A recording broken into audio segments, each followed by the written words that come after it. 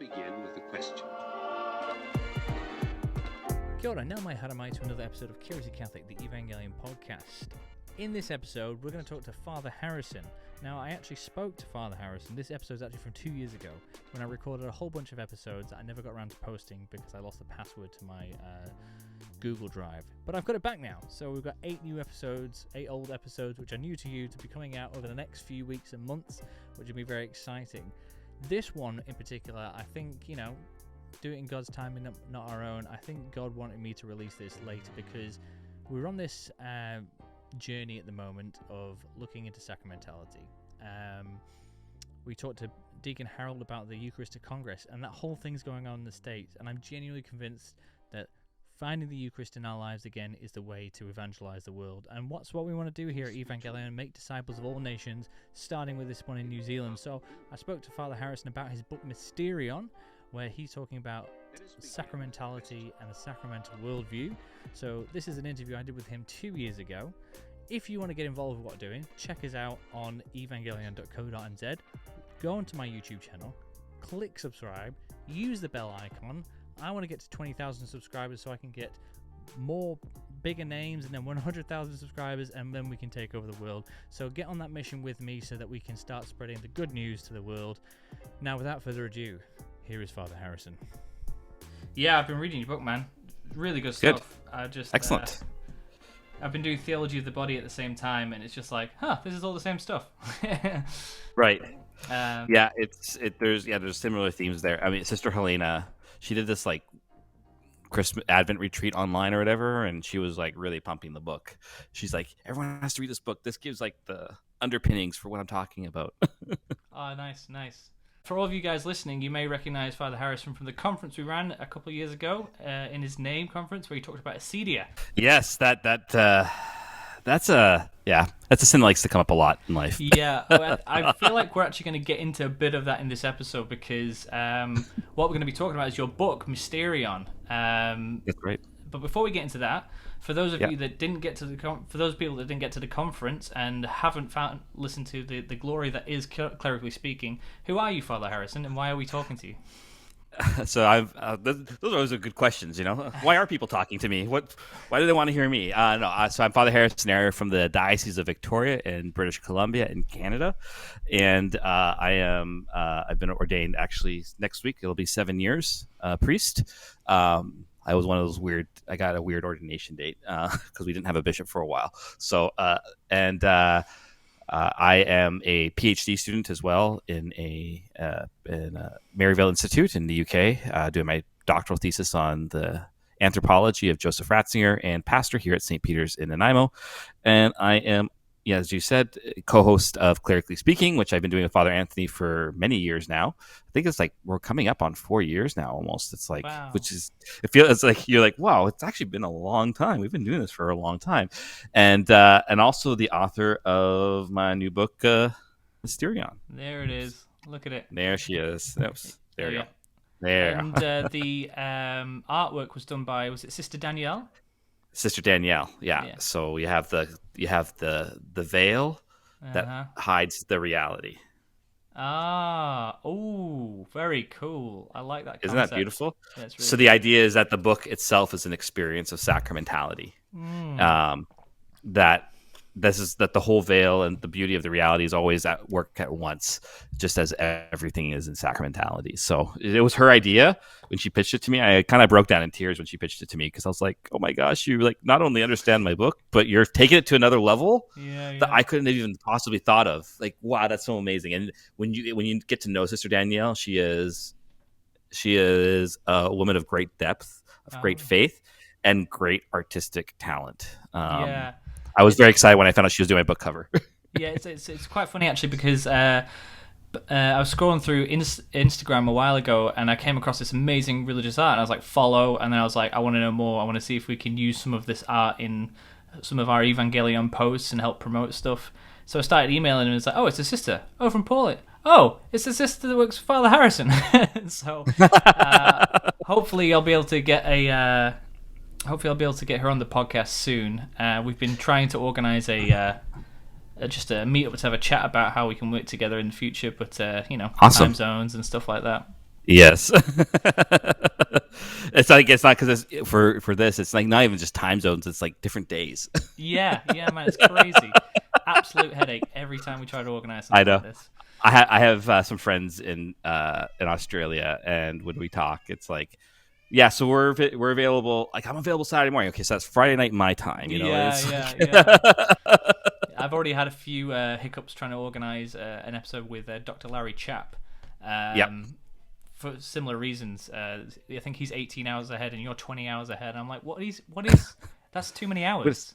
There's too many hours. It's Yeah. just too many. I was actually just on his show this week as well. Ah, cool, cool, He cool, cool. is great. He's a great guy. Yeah, yeah. Yeah. I'll hopefully be talking to him next week. Again, we're just scheduling has been awful. But you're a priest. You're in Canada. Yes. Did you start out did you be a cradle Catholic or a convert? I'm a little bit kind of, I guess, an in-betweener in that sense. I was baptized as a baby, but I didn't go to church really growing up. My mom was quite sick when we were growing up. She always had faith, but going to church just kind of fell off the radar because of her health. My dad's not Catholic. And yeah, so I didn't really go up. The only time I went to church ever growing up was with my grandparents once in a while if I'd stay at their house on a Saturday night, which I had never hated going to it because they always took us out for breakfast afterwards. So you're like, free breakfast, great. But no, it was in university. I had a kind of an intimate conversion experience in my third year university, which was almost now, like, see here, we're 18 years ago now, where, yeah, just the Lord kind of hit me. I like to call it a 2x4 of grace. He's just like, he needed to kind of hit me over the head, say, hey, you keep on looking for me, follow me. And so it was since then that, I started in January 2004 is when I really started to live my faith. And so, and then with that conversion often in those early days, that sense of, wait, it's God asking me something more than your initial conversion zeal. You're just like on fire for everything. You're like, well, I got to be a priest. And then discernment, you realize, takes a while. Yeah, because I'm a convert. I was baptized as a child into the. I think I was actually baptized into the Anglican tradition. Mhm. My dad actually sent me because I converted, and then obviously I didn't really do anything with faith aside from like ticking a few boxes and never really going to church or anything. But my dad sent me my original baptismal certificate, which I didn't have. I actually got a conditional baptism when I was 22 because I didn't have any of that information. But he sent me it like last year, and I was like, oh my gosh, I was baptized in an Episcopal church in Plantation, Florida, when I was a baby. And I'm like, what? There's so much I don't know about myself. That's really cool. Yeah. But yeah, so I feel like that's a common theme. Is like there's converts and there's reverts, but really conversion is Yeah. a continual thing that happens over and over again throughout our lives. It is, and it happens, and it's also, and there's like, they're both needed. Like, I was preaching on this on the feast of the conversion of St. Paul, right, where Ananias is kind of used by God to help bring Paul on. Paul sees the light, like literally he hears Christ talk to him, and Ananias has not had any of these experiences. He's just kind of the day-to-day Catholic who's living his faith. But Paul can't be guided without the non-convert or the non-revert or whatever. Paul's conversion needs to be guided by this guy who didn't have those extraordinary experiences, but still had faith, and how they fed and helped each other, and that Paul could not have been Paul without Ananias helping him, right? So you see, like, so there's always that sense of conversion. Yes, we're always wanting to convert towards the Lord, but at the same time, I always like to say, but if you've never had those conversion experiences, that's okay too, because not that God works in different ways for different people according to what He needs to bring them closer to Him. So, in all of those things, there are manifestations of God's love for us. So, I always like to say that because, like, sometimes people are like, well, I've never had a big experience like that. I'm like, that's fine. Doesn't mean God doesn't love you less. In fact, actually, you're the people who are needed, because you're the people who live and breathe the air of Catholicism, who have known this in and out, who can then guide the people who are coming in, who it's a new air, right? It's a new air to breathe, and they need to adapt to it and adjust to it. And you're there to help them with that. So you need both always. And then at the same time, that conversion zeal, that initial zeal that really comes, always inflames the heart of the lifelong believer. So it's meant to always feed each other. Yeah, and I think well, I think that's a concept that like goes through everything. You need both sides, both perspectives on everything. Like from Hmm. politics to faith to stuff such like that. Yeah. So you got hit over the head by a spiritual two by four, and then you went straight into seminary. Is that right? Or That's yeah. I mean, yeah, yeah. One night you're in like just secular clothes. The next day you're in a collar. That's how it works, right? Yeah, that's always obvious how it works. No, no. About 2 months after my conversion, um, I did my first confession and stuff like that, and then I went to go sit down with the priest. In my prayer, I was just like, I said to him, "I think God's calling me to be a priest," and he just looked at me and laughed. He did. He had known me a bit longer than before my conversion, but he did not see that coming. He's like, "No, no, no, you're going to be a father. You're going to have kids. It's fine." Like, but he humored me for a while because he's like, "Well, you never know." Um, and it was a good thing he humored me because after about a year, the idea kind of fell away because I met a girl. I'm like, yeah, no priesthood, man. Gonna go chase after this girl, and right. that did not work out at all. And so World Youth Day 2005 in Cologne, Germany, was the next one that really kind of restirred in my heart this notion of discernment around vocation. And it really was like it's a real process. It really takes time. In some ways, I wish I had the tools earlier that I have now. I, but because actually, I think sometimes we overcomplicate discernment too. Mm. But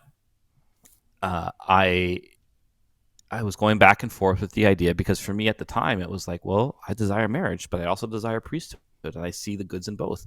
And how do I reconcile this and work this out? Um, but I went to a course in Poland in 2007 called the Tertio Millennial Seminar, which was run by George Weigel and at the time Father Richard John Newhouse, who since passed on.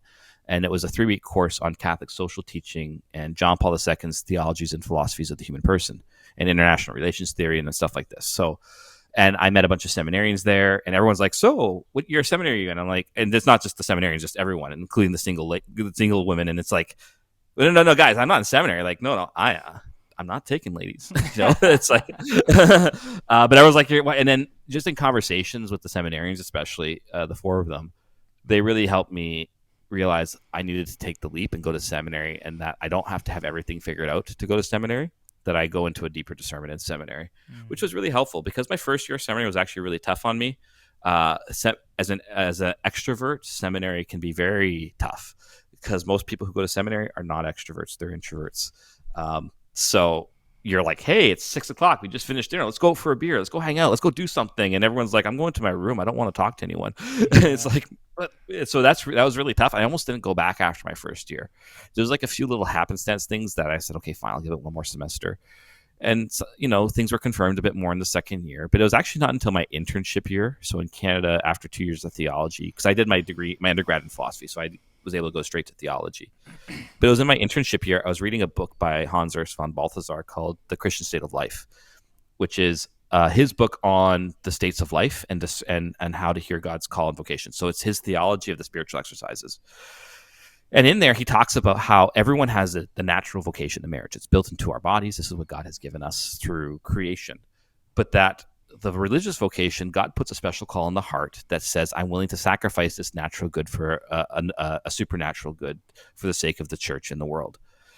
And that was like the light bulb moment for me when I read that. That's why I was like, I wish I had this like 5 years earlier. This would have made it so much easier because it helped me understand the relationship between that desire for marriage and that desire for priesthood. They were both true desires, but that God was asking me to sacrifice this natural desire for the sake of the priesthood and the life of celibacy. And because I had that special call in my heart and to follow this way. And so it just clarified everything for me. And it was there that I had that certainty. And of course, once you have that certainty, that's when God actually puts it to the test. Because I Mm. went back for my third year. I was about to get ready to ordain a deacon. And then my bishop at the time, he's like, well, actually, I think you should do a mission year first. So I was like, what? Well, no, I'm supposed to be ordained a deacon. Like, come on. And I'm like, and I finally had the certainty. I'm like, this is what I'm supposed to do. And that little curveball comes. So I spent a year with the Missionaries of Charity Mother Teresa Sisters in the United States, in Gallup, New Mexico, and then in Pacifica near San Francisco in California. And it was a really good year. I really did actually come to. First couple months were tough, but eventually I came to really love my time with the sisters. And so then I was ordained a deacon that summer after that, and then a year and a half later, I was a transitional deacon for a year and a half. So about a month after my diaconal ordination, the bishop at the time was made Archbishop of Winnipeg, and we were without a bishop for a year and a half. So the administrator at the time, I think, and rightfully so, he said, "I want to leave your being called to ordination to whoever the new bishop is. It really isn't my place to call you. So I want you to wait until he gets here to do that," which I was like, ugh, you're right. And he was right. And so I got ordained, February 7th, 2015 to the priesthood in our cathedral, which was a very joyous day. So, yeah. That's cool. In New Zealand, we definitely know what it's like to go without a bishop. We had the Diocese of Christchurch was without bishop for years, and then they finally got a bishop, and he got called to be Archbishop, which is in a different diocese. So it was just all over the show with not having very many bishops around. Right. But yeah, it's harder to get priests. Priests are having a hard. It's getting harder and harder to get priests to say yes to being a bishop. Oh, really? Well, I mean, I don't want to be a bishop, so. Yeah, no one in their right mind should ever want that. You do it because the church asks, but you do not want it. You don't desire it, other than that the church desires it because Christ desires it. But you should not be chasing after this. As I work more and more in my priesthood, and you get more and more involved in diocesan leadership and stuff like that. You see what a bishop has to endure, and you realize this is not an easy task, and it's an impossible task to ask of any man, almost sometimes. Yeah, definitely. I've heard Bishop Umbers talk a bit about like how he wants the bishop, his role as a bishop, to go, and how it actually has to go sometimes. A lot of administration, a lot of big calls to make, and so especially nowadays.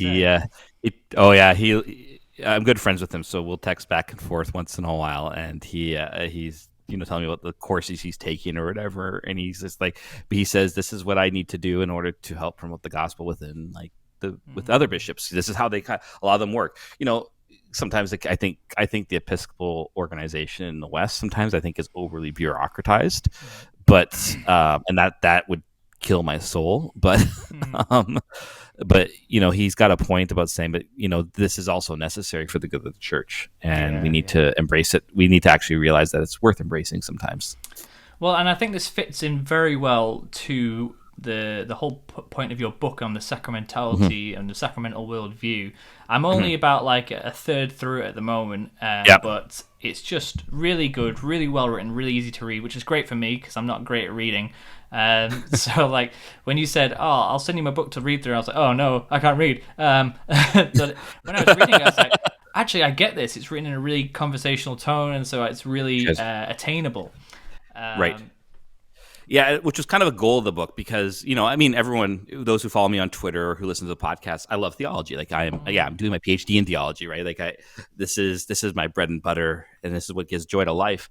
But the whole point of the book was not to be a theological manual, right? It was meant to be. It's me distilling a lot of what I've studied, but to try. My style of writing has always been such that I want to write in such a way that it's accessible, but also maybe challenges a little bit to expand one's mind, to grow. I'm of the opinion that you should always try to stretch your brain a bit. So if there's a bit you struggle with, that's okay. You go back to it, you read again, you wrestle with it, you think with it, you ponder it.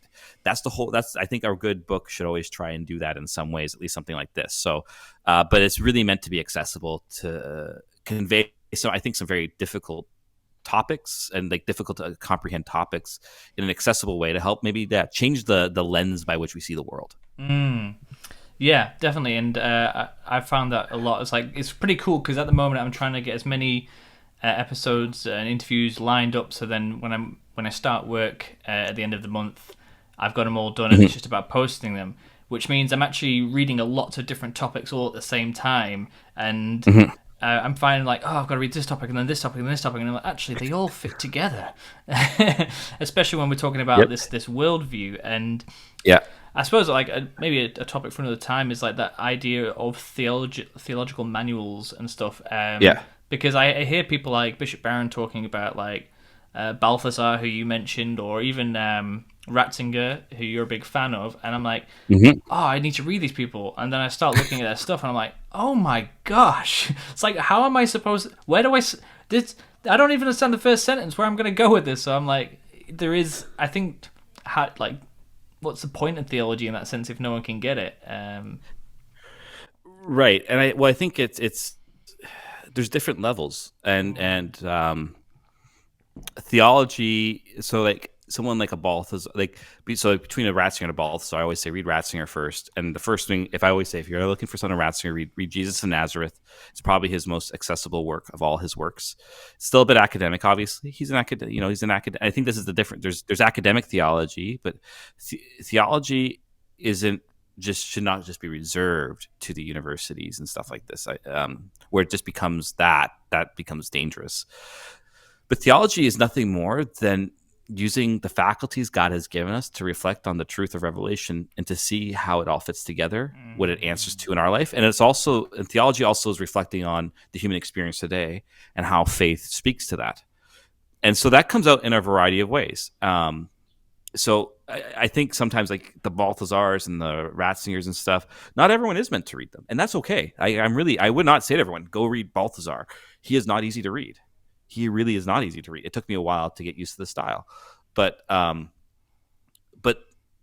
are people who will read them, who can then disseminate some of their understanding and their teachings, but in a way that can be a bit more accessible. And you get this little trickle down effect, I think. So these great intellectual, and I think this is true of culture. A lot of philosophical worldviews that were promoted 300, 400, 500 years ago have trickled down into day-to-day life to the point where we're almost not even conscious of them, which is why you need to be engaging and you need to be aware of them. So theology, I think, works on a variety of levels. Theology as a intellectual discipline tends to be more academic, but theology should always lead to theology and spirituality should always come together, right? What we believe should influence how we live and pray, and how we live and pray should influence how we understand what we believe. This is a big thing Balthazar likes to get on about, and I think he's absolutely right about that. So, but yeah, and so and some of the great theologians of the church weren't academics per se, but they were men who used their reason to reflect on the beauty, truth, and goodness of God's revelation. And if you're doing that, you're doing theology. Yeah. Well, yeah. Again, this whole question of what is theology, because some people have that real deep theological understanding, but not necessarily words to articulate it, and they just get it through through praying, reflecting on the rosary, just in their own lives, not reading any books necessarily. But I think before we go too deep on this topic, bringing it back to the sacramental worldview, one of the things, and I think it's in the first chapter that you talk about in your book, is how, and I think this links into it, in Eden, God walked amongst us, but then I'm probably going to make a hash of this, so you can correct me where I'm wrong. But he hid himself after the fall, but it's like he left puzzle pieces for us to discover him again, which is everything in the world. And I suppose theology is looking at those things and saying, okay, this is where we see God in this, and this is where we see God in this. And I guess it'll start complicated because it's beyond language. Right. And human life is and human life itself is complicated, right? It's interesting, Revelation, so for example, in the early church councils and stuff, when they're dealing with these very knotty theological questions, is Jesus, the Greek was, is he homoousios or is he homoiousios? Is he of the same substance or is he of like substance? We were like, who cares, right? Yeah.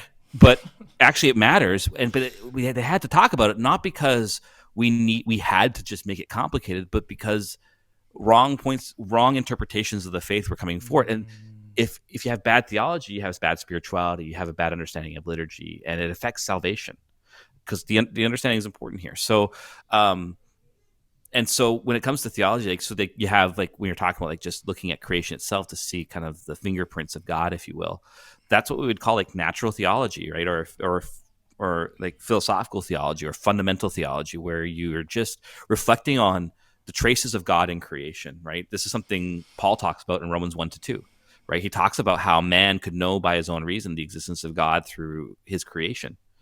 This is his whole point. He says, but man chose to darken his intellect and ignore the truth of what was in front of him, and that he's held accountable to this.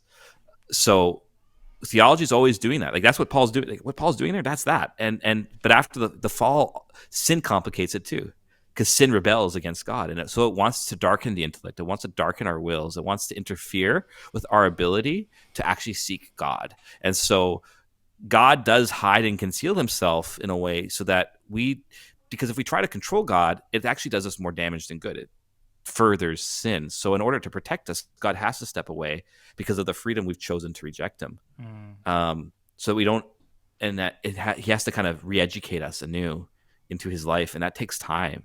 It takes history, and it takes culture, and it takes his slow, deliberate action in history to retrain us to seek him again. Yeah.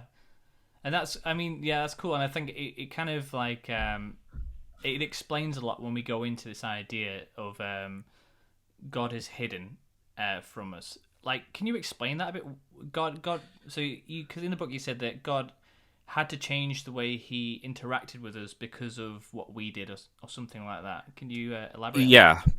So again, yes, God walked among us, through the images and symbols of the creation story. God walks amongst us in the garden, but man, through the fall, recognize, something changes, right? It's why man has to clothe themselves. Man hides in the bushes. Suddenly, they recognize a distance from God. God doesn't stop seeking them, but they have to hide from him. And so God, his relationship has to change because sin changes the relationship, the way we relate to things. It has an effect on our very nature. It doesn't change who we are as human beings, but it has a negative effect. It brings death and suffering into not just us, but to the whole creation. When sin enters into something that is purely gift and grace, it means that the receiver of the gift no longer simply wants to receive it, but kind of grasp at it. This is why, like in Philippians 2:5-11, where Paul's great hymn about Jesus, he says, though he was in the form of God, Jesus did not deem equality with God as something to be grasped at, to take. God's nature is not something we take. Because what did Adam and Eve do? They're trying to take at godlikeness. Here's the great thing. We were actually created for godlikeness. This is the great beauty of our faith, is actually, it says, actually, you're created to be what Jesus is by nature. We are by adoption. We share in God's very nature by virtue of our baptism. We aren't God qua God. We aren't God, like we don't become God and lose ourselves, but it's just God shares his very life, his very nature with us by virtue of our baptism. So when sin enters into this, that changes. Man's trying to grasp at God. So God's like, no, what you're wanting, which is my life, which is good, you're going about it the wrong way. So we have to change how we relate to each other. So I can train you, I can discipline you, if you will, so that you can come back and you can see how to receive the gift again through Christ. And so that's kind of the history of salvation. He's trying to teach Israel. And it's like God's constantly waiting, proposing. Will you receive the gift? We receive the gift. And Mary says yes. Yeah. Mary is the new Israel. She is the one to receive the gift fully without reservation or sin. It's why she has to be immaculately conceived, because there's no reservation to her yes to God. And so we see in Mary how we're supposed to be human.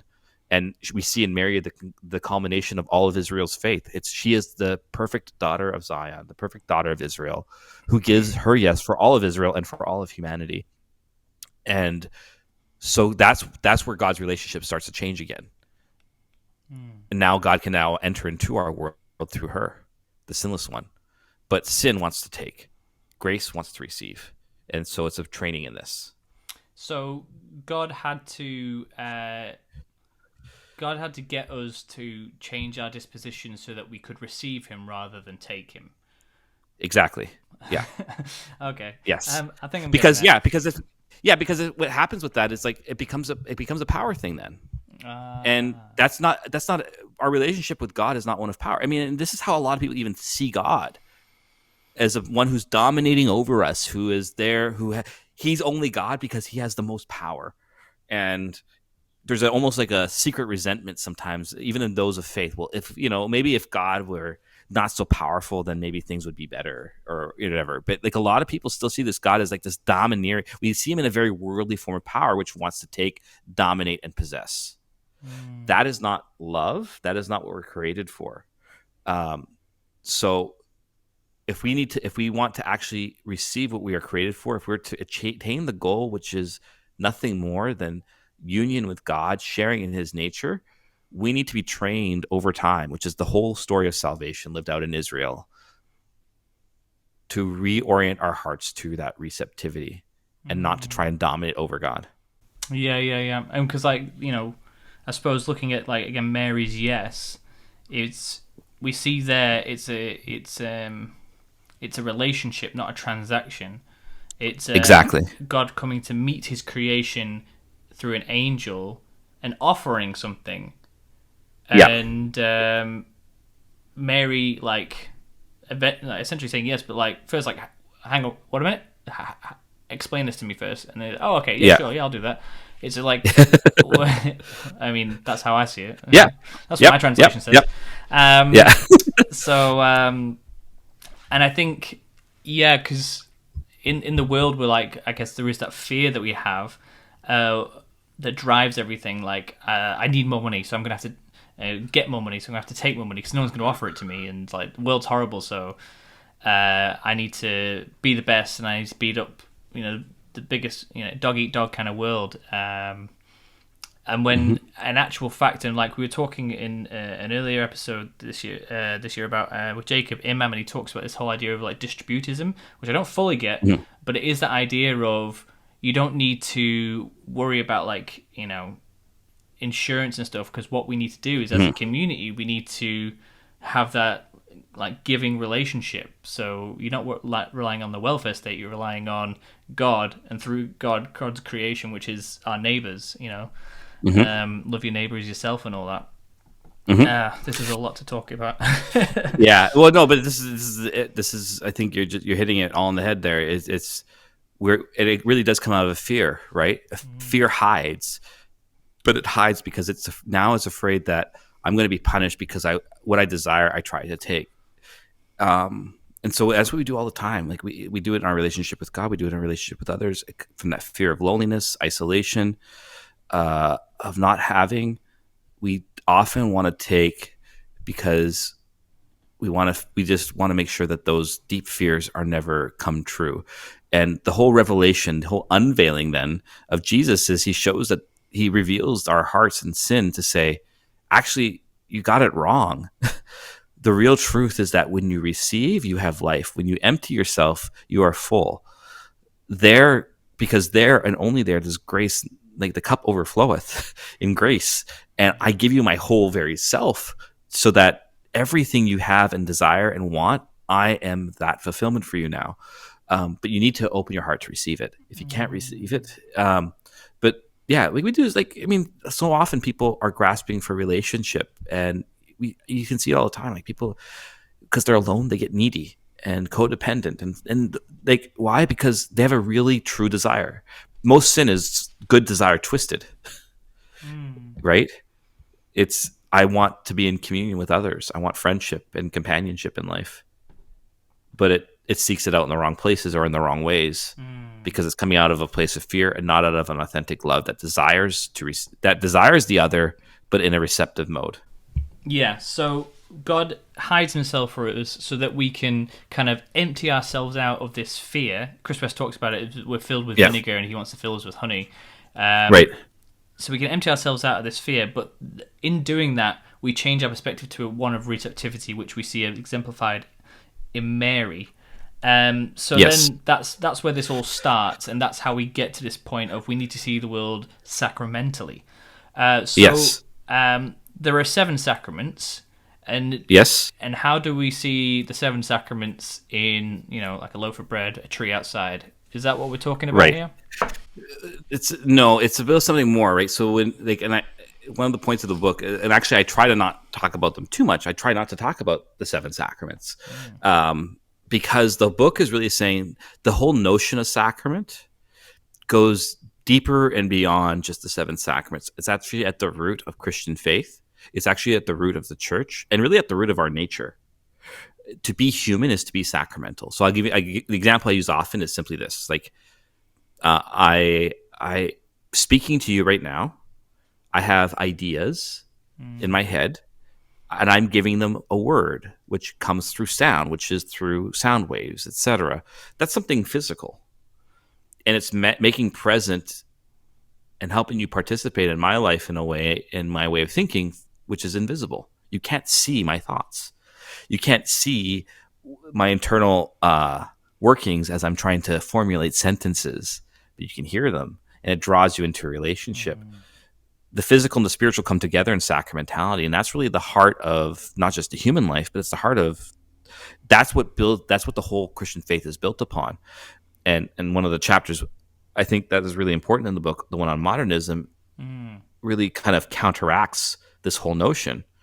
And that sacrament, so to put a brief definition, to the sacramental worldview is nothing more than seeing the spiritual through the physical, and the physical as the means for accessing and participating in the spiritual.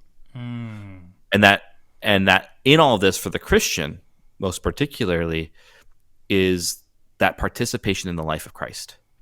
I am in Christ more than I'm in my rectory right now. That is the deepest reality of my life by virtue of my baptism. I am always and ever at every moment in Christ. That is one of Paul's favorite phrases. He uses something like 82 times in his letters. In Christ, right? And he means that in the most realist way possible. And so sacramentality is the whole means by which I live out that participation in my life, which means then that God works in and through things. This is God's primary mode. He uses his creation to communicate his life to us so that we can have his life again. And so it means God is always, like the technical phrase is mediation. God's always working through something. But modernity or modernism says, no. The physical and the spiritual can't come together. It's impossible. If the spiritual is even real, like, let's be honest, right? A phrase of theology prof said to me in seminary, and I use it in the book, and it's just really stuck with me, is it's the denial of mediation. It's the denial of the idea that God can work in and through his creation. But there's a problem. Like, I don't know if, there's a problem with that. If God can't work through his creation, well, then we're not created by God. We're just the product of evolution, and that's it. There is no sin because there's no one to sin against. So then sin or our negative behaviors or resistances in life are just the products of evolution. We actually have no control. There's no free will because there's no soul. There's no incarnation. There's no miracles. There's no church. There's no like, you see how the scriptures are just a product of human writing, and that's it. If God can't work in the world, all those things fall apart. So you start to see why it's like a very, but that's the air we breathe. Right? And you even hear it from Catholics. So I don't need to go to a priest. I can just talk to God directly. No, actually, you're denying the way God has revealed himself to work in our lives through the church. Yeah. So, because, that's a very typical question especially around confession and anything to do with the priest. Why do I have to go to a priest? And I suppose the answer is because a priest is creation, and God uses creation to talk to us. Because we're physical beings. Yeah, and I like what we're you're not saying. Pure spirit. I like what you're saying about language, because I think that really is a really great example of what sacramentality. Like, when I read that part in the book, I was like, oh, I get it. Like, before, and I was like, I think I get the idea of it. So language is like a great way to explain how a natural sacramentality is. Like, I can say, I can just say the word red circle, and in your mind you've got a red circle, and you could, I know what a red circle is. But I guess how does that relate to God? Like, just because I can say God is real and he's Trinitarian, that doesn't necessarily make it true. Like, I could say God isn't Trinitarian, and I've made visible this thing that's in my mind, but it's not true. It's just, I'm just making things up. Right. So I think I understand your question. The reason I kind of make this natural sacramentality point first is just to say it helps take away the baggage that comes with the church's whole kind of sacramental order generally. This is not magic. This is actually how we work as human beings. And so it's actually not as much of a stretch as you might think it is. But with the difference between that and like saying, well, God is Trinity or God isn't Trinity, is there's a difference between our individual experiences and stuff like this and how we can experience God, but then God's revelation sometimes is something a lot more objective. It's something that can be defined by like the church, right? So faith, like the kind of structure of the first half of the book goes like, what's the sacramental worldview? What's modernism? It's kind of what's the resistance against it. Then I go into a chapter 2 on the church because the church is the place where we come to know who God is. And you can't have faith without the church. It's impossible. You need the church to have faith, because the church is the place where these things are declared true through her magisterium, through revelation. Like, she is the proper interpreter of revelation. So when it comes to life of faith, I say, well, God isn't Trinity. The fact is, I'm wrong because I'm not the determiner of truth. God is, and God has set up a church to help us understand the basics about who he is, what we are to believe, and how we are to live our lives. And so the church is it's a mediating place. It's something that makes present something invisible, God, the Trinitarian life, to us embodied creatures, and we need those places to gather. We need those places, like, so you have their particular parish churches, right? And that the church, as Christ's mystical body, makes visible to the world Christ himself. Like, this is Vatican II says the church is the universal sacrament of salvation. She calls the church, the council calls the church a sacrament, right? Something visible that makes present and effective something invisible and draws people to participate in God's life through it. So there are parts and places in the Christian life where we actually don't have the final say on the truth of who God is. The church exists to help guide that always for us, so that we listen to that to know for sure. That doesn't mean we're turning off our brains, but that if we're unsure, we can say, well, what's the tradition said? What has Scripture said? What has the magisterium said? Yeah. That's what I believe, because that's what God has established. Yeah, but I suppose also, whereas the language thing is a great example of like how sacramentality works, in that like I can make an invisible red circle visible in your mind. Yeah. I suppose sacramentality and like all of theology comes from a concrete truth, and like Jesus was physical, and and I suppose we can learn, like we hear in theology of the body, we can learn about God from our bodies, and there is an undeniable truth. So I suppose to take that, my question was like, can I say that God isn't Trinitarian and it be real because it's sacramental and all that? But you could say it's like, no, because if we look at everything else that's sacramental, i.e. creation, we can see a Trinitarian sign that God is talking to us, like we see in marriage. Right. Although we have to be careful with that, though, too, because you can't understand Trinity without the revelation of the cross and death and resurrection of Jesus. So you can't reason yourself to the Trinity without revelation, right? Okay. We can reason to God's existence, but God, if we could reason to, if the reason we have to be careful with that is, if we are able to reason to the Trinity, then there actually is no need for Jesus. There's no need for his salvation. There's no need for his revelation, and revelation just becomes dependent on man's ability to reason himself towards the truth. So there always has to be like that delicate balance. However, because God has revealed himself this way now, it now sheds a light on creation to see his traces through this new lens, right? So and one of my favorite phrases, I can't remember if I used it in the book or not, but it's from Pope Benedict. And he says, faith is nothing more than sharing in the vision of Jesus, to see reality and life through the eyes of Christ. And so when you see them through his eyes, you see things through the eyes of one looking constantly to his Father by the power of the Holy Spirit. And thus you start to see the traces of the Trinity everywhere, because you see God, especially in our own humanity, right? Like, this is one of John Paul II's great, I think, gifts in his, his theology. I like to call it like his theology of the human person, right? Is this notion that man by his nature is not just an individual, but he's relational, right? That the Trinitarian structure, if man is made in God's image and likeness, then the revelation of the Trinity affects how we understand what it means to be human, and thus relationship, communion between of persons is vital to being human itself. It's not just this isolated, atomized individual self, but it's a person always in communion is only when I'm actually most human. That's Trinitarian. But we couldn't reason to that without revelation. We couldn't know that. But now that we have revelation, we're able to see, even looking back before, we can say, oh yeah, that was there. So like with everything in Catholicism, it's a both and. Like through contemplating like the natural created world, we can come to the realization that there is a God. But if we want to know more about him, we're going to have to use spoken and written word to get these concepts.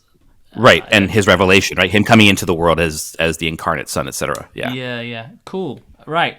So I want to move into. So we've got the sacramental worldview, and we're supposed to be. This is how we're ideally this is how we're supposed to view the world, the way Jesus viewed the world, and that you can see God in everything. And I think, so we don't get too bogged down in that, everyone just buy the book and read it. But I think what's also important is if we look at the opposite of that. We've already touched on it with modernism, because this was really eye-opening for me. It's like, I was reading this, I was like, oh no, I'm a modernist.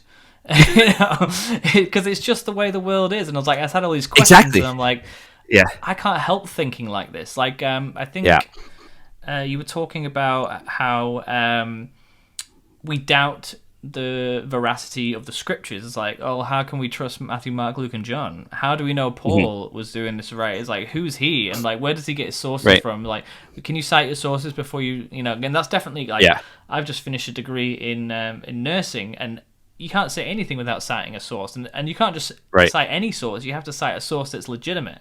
And like we see that all with like the coronavirus. It's like, where do you get your facts from before I believe anything you say? And so it does seem like a really good way to be especially when we're talking about things like science or academia. So why can't we apply that to the Bible? Why shouldn't we? Right. And I think, just as a quick thing, I think the fact that those realizations come out, I think is actually a good thing, because that was kind of the point of the chapter, to realize actually, because it's part of the air we breathe, it's how we've been formed in life. We need to realize like it's meant to bring this realization. This digs deep, and it really interferes with us entering into the heart of the Christian life and what it's made to be. But like, that's okay. Like, it's just about coming to that realization so we can start to work against that more. Like, it's about shining a light on that darkness. It starts, and I've had a lot of people tell me like that chapter really helped them give word to questions they realized they had but couldn't give a word to. They couldn't define it, or that they saw this as a problem in someone else. They didn't know how to address it, and now they do. And that was kind of the idea. It was like, it's not not to be like, oh crap, I'm a Mars. Like, yeah, we probably kind of all are, but it's like we're not intentionally that, right? It's just it's saying, yeah, that's fine. Like, well, it's fine in the sense of like, you recognize it, now let's work on this. Like, let's enlighten this.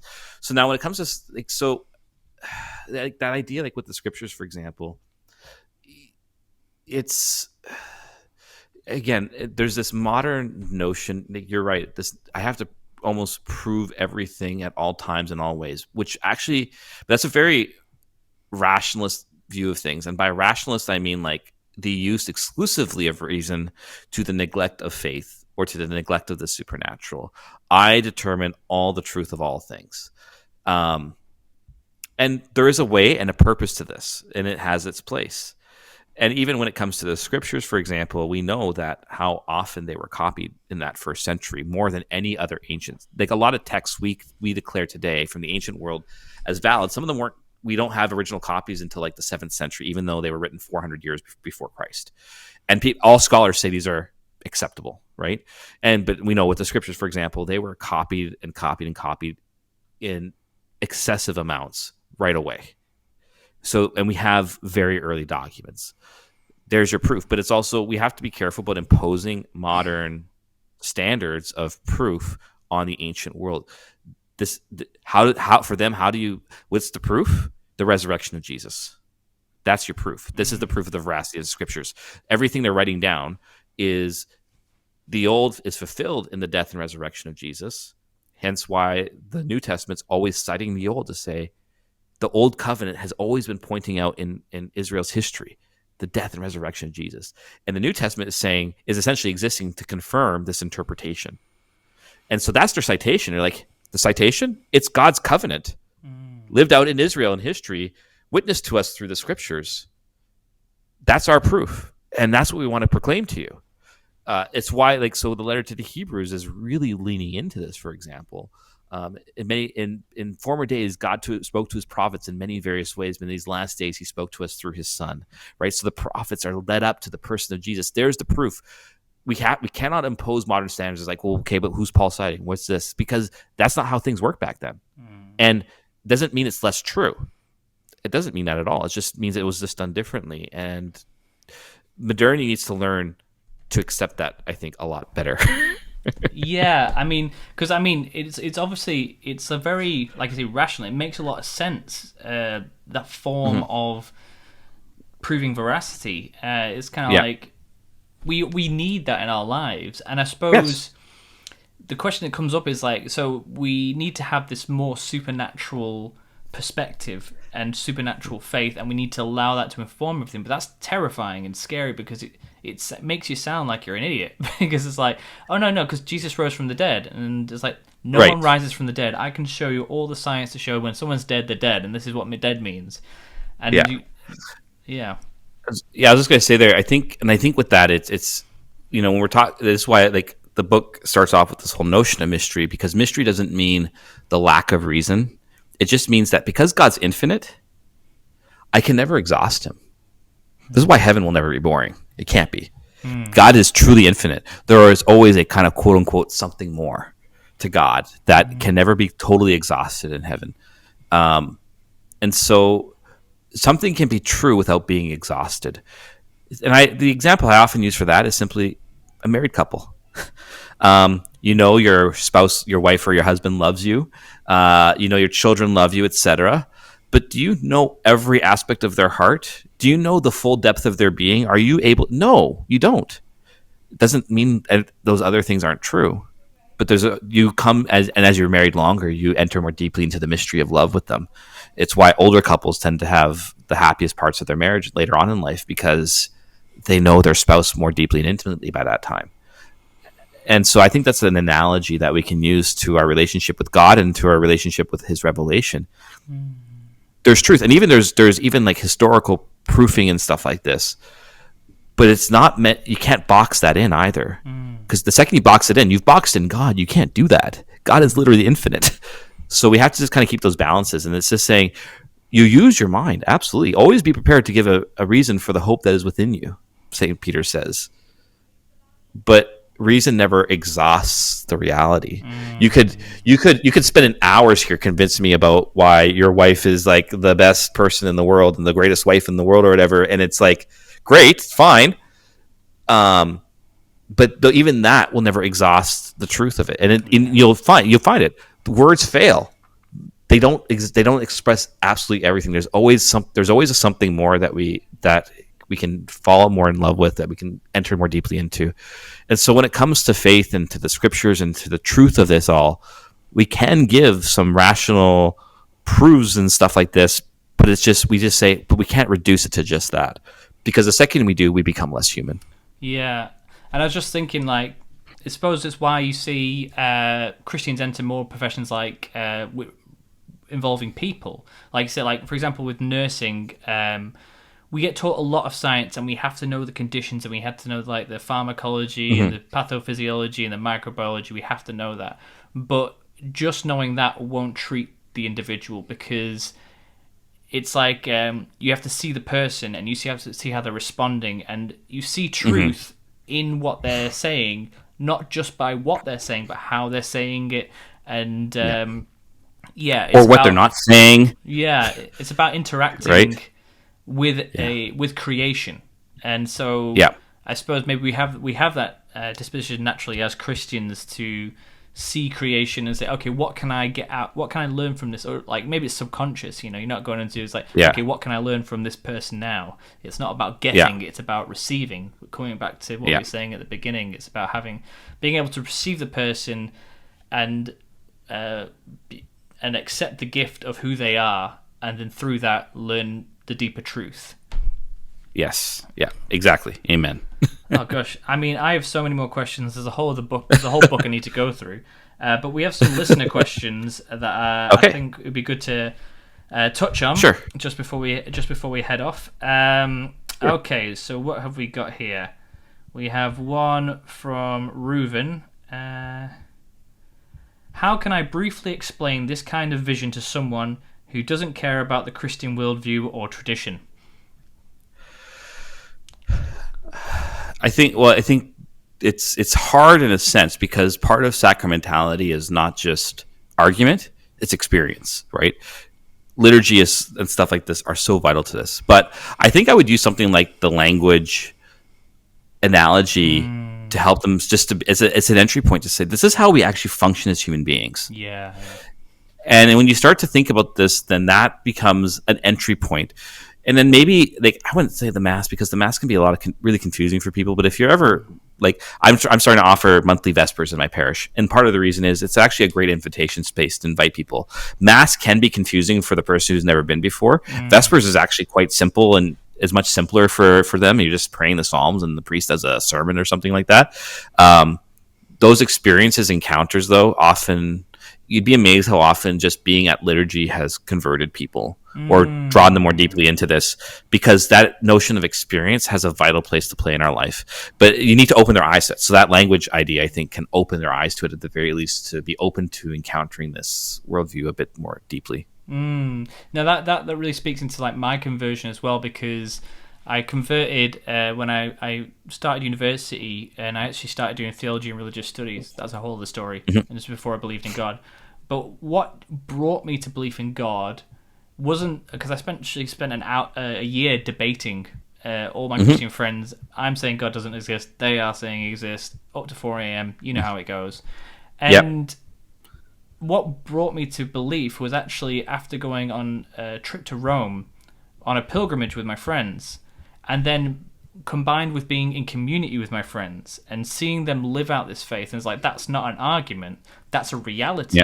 And that's what brought me to it. And that's like, I guess that's the sacramental worldview working in me without even really noticing. Exactly, right. And they're mediating God's, like the example I've been using lately too is like when I the sisters, we have a video series coming out with this book in a month or two, and those 10 days I spent with the sisters was really something very life giving, and something like that was a real shock to me, and I had to reflect on it afterwards. I'm like, wow, God really worked something, because like the way they lived community life was just something so different and beautiful than I had encountered even other religious communities, and it really brought not like a smaller conversion again in my heart about what I need to be seeking in my own priesthood and stuff like this. And it was really something beautiful and a real gift. But that came from experience. I find like there's the encounter and the experience out of which we use our reason to reflect upon it in union with Christ and his church is often, I think, the best way to go. And I think often that's the way God works. It's very rare that you convert someone through an argument. Actually. Yeah. And I love that example of like starting doing Vespers as something to invite. Well, not just like, I mean, if we start it for ourselves, we'll get a lot out of it. If we start doing, then we have something to invite them to, and it's a really practical, easy tip. Just get your priest to start Vespers, or you start at your house and having friends over on a Wednesday or something. We do it once a month, and we get 50 or 60 people out. And again, actually, some people have invited a friend out, and they love it, and it allows an opportunity for confession or for conversation, right? So you find these little ways to open up, or you'll see a beautiful church, and it just does something to them, right? That's something for all the millionaires out there. Build beautiful churches for us. There we go. Please. Another question, and I think this is a good one. This is from another listener called Winston. What are some films or other works of fiction that can aid the Christian into regaining this view of the world and themselves? Okay. My gosh. Okay. There's actually a lot. I actually haven't seen it, but I've been told by many people Babette's Feast is a very great film about this. But I actually have not seen. I own it. I haven't sat down and watched it. I need to sit down and watch it one night. The first book / movie that comes to my mind is Diary of a Country Priest, one of my favorite novels of all times. I'm not a big literature guy, but that book I read every year. It's by Georges Bernanos, a French author, but it's translated into English. The film's in French, but it's got English subtitles. It's hard to get, though. The whole book is really sacramentality. The priest as a kind of lived sacrifice for the sake of his people. A modern movie that does something similar would be Calvary, I thought, which is it's a hard movie. but it's got that kind of Diary of a Country Priest feel of a priest suffering for the sins and sufferings of his own people. So there's that. A movie I really love that's on the lighter side of all this is Hail Caesar by the Coen brothers. It's their most Christian film they've made. Big Lebowski's got some very strong Christian Trinitarian aspects to it too, actually. So there's a whole. I mean, I gotta think. Brideshead Revisited. I actually mentioned it in the book at some point about the death of Lord Brideshead and the conversion it brings about in his name's slipping my mind right now, but Brideshead Revisited. It's a BBC miniseries. Only watch the BBC miniseries. It's the only one worth watching, and the book is a classic in my opinion. So those are some of the ones that come to my top of my head at least right now. How about like the Avengers or something? Does that help? No. No, I mean, well, because there's Iron Man, and like if you follow his progression, he changes his will through from one of destruction to one of trying to, fix everything he's done, and then eventually ends in a sacrificial, self-sacrificing way by building a suit that would only keep him alive long enough to set everything right. And so that's kind of like Christ, right? It's got a Christ-esque storyline. My thing is with the whole Marvel. I mean, I've seen almost all the Marvel movies. I think some more than once, but it's got a very, maybe use a little technical term here, but it's got a very imminent worldview. There is no sense of the supernatural. There's no sense of ultimate salvation because, okay, fine, the Avengers saved the world, but we're now in stage 4 of the MCU. So obviously things aren't saved, right? Yeah. There's always some new, and now with the multiverse that's like expanding, like it becomes and I think in that sense it can speak to it because it's pointing out the inability of us to save ourselves. Because no matter how many times you try to save the world, no matter how many times you defeat the bad guy, new problems always creep up. And even if you go into a multiverse, it still will not satisfy our need for salvation. I suppose it's actually like it's why I was going to say quickly. It's why I really like The Dark Knight because I think it actually really puts that in your face of Batman trying to be that transcendent saving figure, but impossible to do it, and so he has to do the fallen thing, being the noble lie to take on the sins of the people. He cannot be God who saves. He actually has to be the liar who actually has to do something wrong in order to do something right. Yeah, I suppose you could say that, the Avengers or MCU is kind of an example of what life is like without God. If you don't give up, there's no end. It's just constant battle. And actually, I would say the best. Now, I say this with many caveats because I tried watching it. I had to do a lot of fast forwarding. I actually gave up, and I also found it very depressing. Was oh my gosh, now I just forgot. It's what's this called? It's like the opposite of Lord of the Rings. George R. Martin. The one with the polar bears. Oh no, Game of Thrones. Thank you. I was like, man, I just brain fart for a moment. I have not read the books. I tried watching the series, which was I do not recommend it. But whatever I did see after doing so much freaking fast forwarding on that show, because I'm like, I can't see that. I don't want to see that. That is, I think, one of the best interpretations of myth without God, or fantasy without God. It is an utterly depressing world where there is no hope. There is no transcendence. And so in some ways that book or that show really manifests what modernism ultimately is. It's a hopeless world of power games at best, but it's all meaningless. But I suppose if we all want to know what modernism is for ourselves, do read Mysterion, because the 3rd chapter shook me, and it made me start really thinking about myself, and then I was in this world like, how do I get out of this? But instead of going on, because we could go on forever about this, like I said, there's a whole book. I'm going to let you get off because I'm sure you're a busy man and it's probably a different day in Canada. So before you leave, is there where can we find you? If you want to know find more. Me on if you find me on Twitter at FR Harrison. You can find the podcast Clerically Speaking, and you can find the book I'm hoping it's going to get on some of the more international Amazon sites soon. It's still on Amazon.com and stuff like that, but I know, especially for international places, like even Canada, shipping can get very expensive. So we're hoping it gets to the sisters have no control of that. It's all the algorithm, but and hopefully, or it'll be on ebook soon. Hopefully, so that if that, but the real physical copy is so nice. Yeah. So those are places you can find me. We really should get the physical copy to benefit from the sacramental worldview. Amen. And of course, clerically speaking, there's nothing better than smelling a new book. The new book smell, yeah. And of course, clerically speaking, where you and Father Anthony talk about all sorts of great things. Yeah, check out. Is there anything you want to sign off with, like 2 minutes to say to everyone? Just, at the heart of sacramentality is this recognition. My whole life in existence in faith is that Jesus Christ entered into this world so that I could live my whole life in him. And that ought to be the orientation of my whole life. And when I start to see things that way, I start to see the whole world differently through his eyes. And that's faith. And that's the whole life of the church. That's sacramentality in a nutshell. Very good.